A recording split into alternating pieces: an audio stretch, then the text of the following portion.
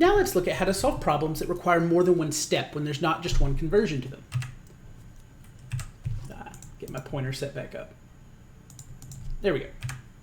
So for example, how many micrometers are there in 2.7 kilometers? So we're after the same type of idea. What information are we given? There we go.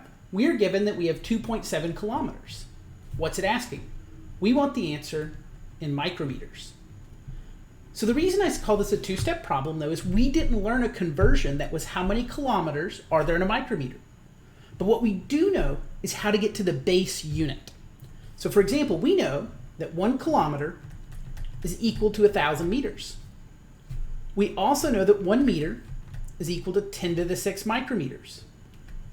In this way, we can combine both of these steps by converting kilometers to meters and then meters to micrometers. As a two-step process, we can get from one to the other. So we'll start with our starting information, 2.7 kilometers. So at the beginning, it looks the same. We know that 1 kilometer is 1,000 meters. And the kilometers will cancel. The difference now, though, is it is technically possible to do it one step at a time. Put it in your calculator, do a new conversion. But as we get further in the semesters, you'll start having problems that have 3, 4, or 5 steps. So what I like to do is we do them all in one big line. So we've converted from kilometers to meters, and I can just write here that I know that 1 meter is 10 to the 6th micrometers. And the meters will cancel. So when I put up my calculator, I can first multiply by everything in the numerator and then divide by each number in the denominator. And when I do that, I'm going to get that this is 2.7 times 10 to the 9th micrometers. And that's just 2.7 times 1,000 times 10 to the 6th. Now, let's look at another example where you're going to try. How many kilometers are there in 2.7 times 10 to the 6th millimeters? So pause this and try this problem now. Let's take a look at it. We know that we have this many millimeters, and we want to find how many kilometers. So we know that 1 kilometer is equal to 1,000 meters, and we know that 1,000 millimeters equals 1 meter. So I'm going to combine these two by saying 2.7 times 10 to the 6 millimeters. And then what we know is that every 1,000 millimeters is 1 meter, and that every 1,000 meters is 1 kilometer. And we can check our units. Things that are once in the numerator and once in the denominator will cancel. We then multiply the top, which doesn't change it because we're multiplying the number times ones twice. And then we divide by 1,000 two separate times. And when I do that, you should get 2.7 kilometers. Now, this is a good place to mention a common calculator error. If this is not what you got, make sure that what you're doing in your calculator is you're actually dividing by this twice. Because if you do this, you put in your calculator 2.7 times 10 to the 6th, you might put it in like this, 2.7 E6, where this E just means multiply it by 10 and raise it to the power that you put after it. That's what the E key means. So if you've been doing that or you see that in some of your answers, that's what it means. But what some people will do is they'll put a divided by mark and then they'll put 1,000 times 1,000. The problem is what your calculator sees is it says, okay, take 2.7 times 10 to the 6 and divide it by 1,000. But it doesn't realize this second thousand's in the denominator, so it multiplies by it rather than dividing. To fix this problem, you could put this whole thing in parentheses, and then it'll give you the correct answer. The other option, which sometimes I do just to make sure I don't make mistakes, is I actually put each division in one at a time. So I'll do 2.7 times 10 to the 6 divided by 1,000, get the answer, and then divide by 1,000 again, just to make sure I don't accidentally do something weird with where I put things at. So that will also work. Just make sure that you're actually getting 2.7 here, because this is one of the most common calculator mistakes I see in solving these problems. So that's how we do multi-step problems, and we'll be doing a lot of problems like that as it goes, but we'll show you how to do different types as we go. So now, we want to do is we can do one more thing with our conversions. We can have powers in them. So what do I mean by that? So your length units, for example, can be turned into area or volume units by raising them to a power.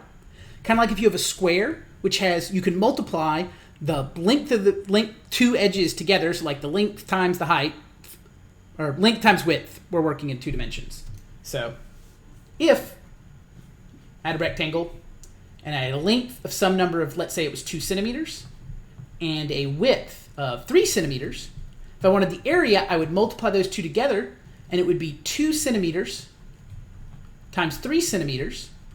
And the 2 times 3 we're good with is 6, but since I'm multiplying a centimeter times a centimeter, that makes a centimeter squared. So that's how we can take our length units and convert them into an area. Similarly, volume would be 3 of them multiplied together, so it would become cubed. So what does this look like for a conversion factor? We know that 100 centimeters is equal to 1 meter. Well, if I want to square that, we can't just say 100 square centimeters is 1 square meter because that's not true. What we do is we square the whole thing, not just the unit. So this 100 centimeters, when it's squared, becomes 10,000 centimeters squared. And then the 1 meter stays 1 meter squared because 1 squared is 1. So as less the number is a 1, it's going to change. So you can also write this as 1.00 times 10 to the 5th centimeters squared is equal to 1 meter squared. This number, 10,000, is the same as this one. And that's good to remember, because I know sometimes it looks different. Like those two numbers don't feel the same to people that don't use a lot of scientific notation yet. So hopefully as you get through the class, it'll be comfortable those are the same thing. So for problem solving, we can write this. Let's fix that. Oh, wait. Did I write that? Let's make sure I wrote the right number of zeros. 1, 2, 3, 4. I did not. This should be a 10 to the 4th, which I will fix there, and I will correct on my slides that I actually turn in. But yes, so that is 1.0 times 10 to the 4th. I apologize for the 30 seconds where you were wondering, why does Dr. Leslie think 10 to the 5th is the same as 10 to the 4th? Because it's not. So that's been fixed. I apologize in advance. Well, not in advance, what I just did. Sorry about that. Moving on. So for our problem solving, we can write this like this. So now we've got a conversion factor. You'll notice it looks just like the ones we were using before. So I can cancel out a square meter to get to a square centimeter, or cancel out a square centimeter to get to a square meter. So for an example, let's say we wanted to know how many square centimeters there were in a plot of land that was 2.25 square meters. So using that conversion factor, we have 2.25 meters squared. Then we know that for every square meter, we have 1 times 10 to the 4th square centimeters. So we multiply those, and we're going to get 2.25 times 10 to the 4th square centimeters. And our square meters cancel because they're one in the numerator, one in the denominator. So that's the idea behind these conversion factors. So you don't have to memorize a separate, 1 times 10 to the 4th square centimeters is 1 square meter. You just have to know that 100 centimeters is 1 meter, and then when you need the square version of the conversion, just square both parts. So now let's take a practice problem where, so let's see. Yep, so I want you to give this a try. How many cubic millimeters of water are needed to fill a pool with a volume of 2.50 cubic meters? And I won't always put this on a problem, but just here, yes, your number's huge. And that's okay, just use scientific notation. So give it a try, pause me. Let's take a look at it. So what we know is 1 meter equals 1,000 millimeters. If we cube both of these, we'll get that 1 cubic meter equals 10 to the 9th cubic millimeters. So now we have 2.50 cubic meters. And then we know for every cubic meter, we have 10 to the 9th cubic millimeters. So cubic meters cancel. And we get that our pool is going to need 2.50 times 10 to the 9th cubic millimeters. So yeah, if you were to try to use a number to measure how many cubic millimeters you're going to put into your pool, it's going to be a really, really big number. So that's how we do things with powers. Now we've got one more to look at as a difference before we start getting into another concept or two in this chapter, is what do we do if there are units in the numerator and denominator at the same time? So for example, I have a person traveling at 45 kilometers per hour. What if I want to know how they're traveling in meters per second? These are both conversions we can do by themselves. We know how to get kilometers to meters. And even though I haven't done an exact problem yet in this chapter, I am guessing you can convert hours to seconds. So we need to figure out a strategy to do this. So let's start with our 45 kilometers per hour. And if you have something in the denominator, just put it in the denominator of our crossbar thing.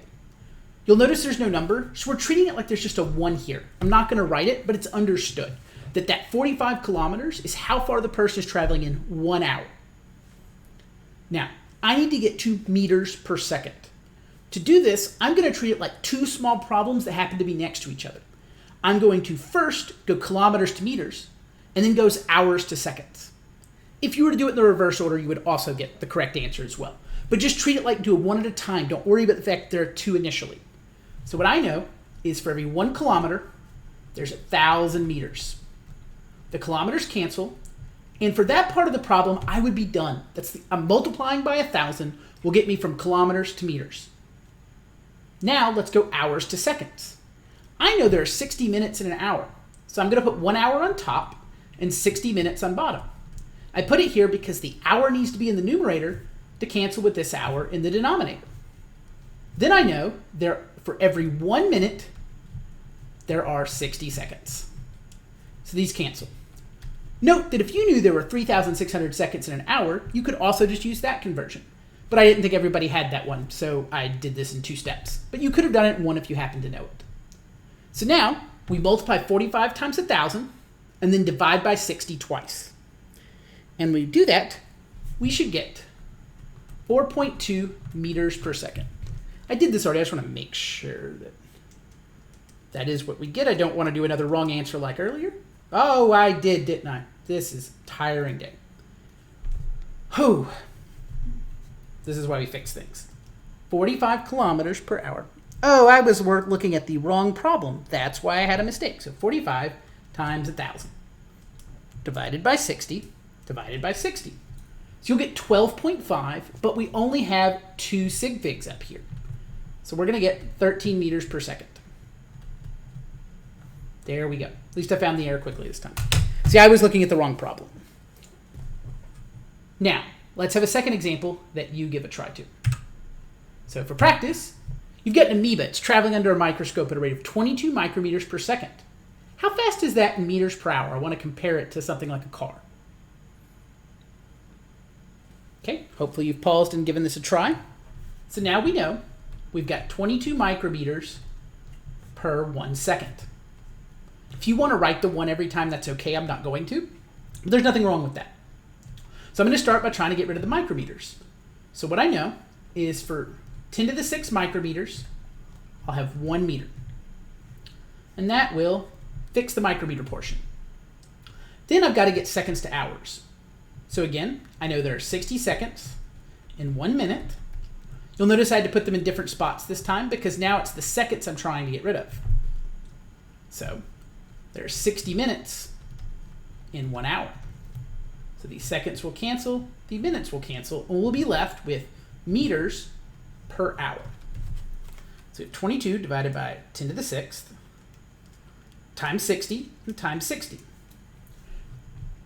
And so we will get, so my calculator says 0.0792. Now, I only need 2 sig figs, so I'm going to say 0.079.